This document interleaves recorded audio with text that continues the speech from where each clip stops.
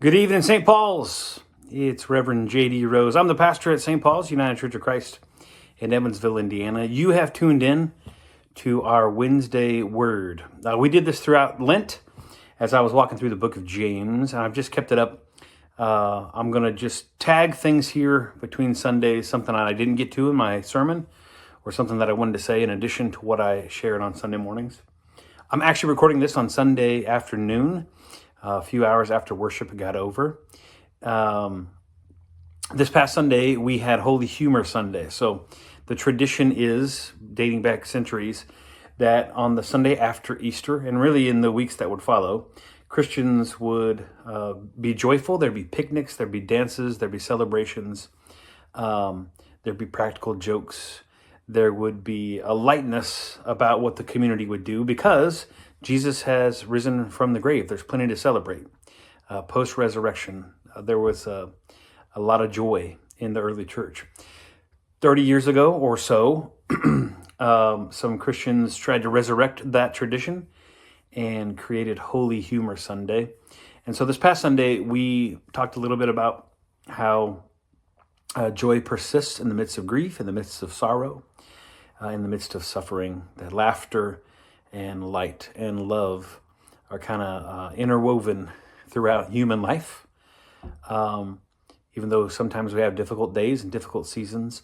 And the big payoff, the eternal promise, is that those hard things, the suffering and the sorrow, the pain, all of our heartache falls away. It doesn't follow us into eternity, but we're received by those things, by grace and by love and by mercy, by joy. And I just imagine heaven to be a place full of a lot of laughter. So I told a bunch of jokes this past Sunday. You can check that out on our YouTube page if you didn't get to see it already. And I had one prepared for the benediction time, but then Bill Tierbach stepped up and shared a joke. So I didn't share mine, which is great because that means I already had my content ready for our Wednesday Word. One last joke that I intended to share on Holy Humor Sunday. I'll share here.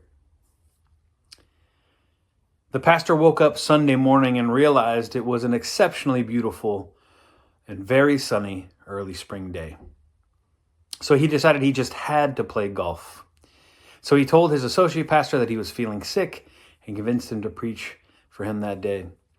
As soon as the associate pastor agreed to preach, the pastor headed out of town to a golf course about 40 miles away. This way, he knew he wouldn't accidentally meet anyone he knew from his church. Setting up on the first tee, he was alone. After all, it was a Sunday morning and everyone else was in church. At about this time, St. Peter leaned over to the Lord while looking down from heaven and exclaimed, "You're not just going to let him get away with this, are you?" The Lord sighed and said, "No, I guess not." Just then the pastor hit the ball. It shot straight towards the pin, dropping just short of it, rolled up and fell into the hole. It was a 435-yard hole-in-one. St. Peter was astonished. He looked at the Lord and asked, "Why did you let him do that?" And the Lord smiled and replied, "Who's he going to tell?" Our laughter tends to show up on days when we need it. Our joy tends to bubble up in moments when we are being consumed by other emotions. God's love tends to follow us through our darkest times and sustain us in our most difficult seasons. Showing up matters for pastors and for others, in particular showing up for each other. That's when we build those relationships and take our relationships seriously and have a community to laugh with. The laughter becomes such good medicine. I hope if you don't have a church home, you'll give St. Paul's United Church of Christ a try. I hope if that is your church home and you've been missing, you know that we miss you. I hope that if that's your church home, you are not only affirmed by the community we've built and the laughter that we share, but you're mindful that that'd be good for other folks too. Reach out to them.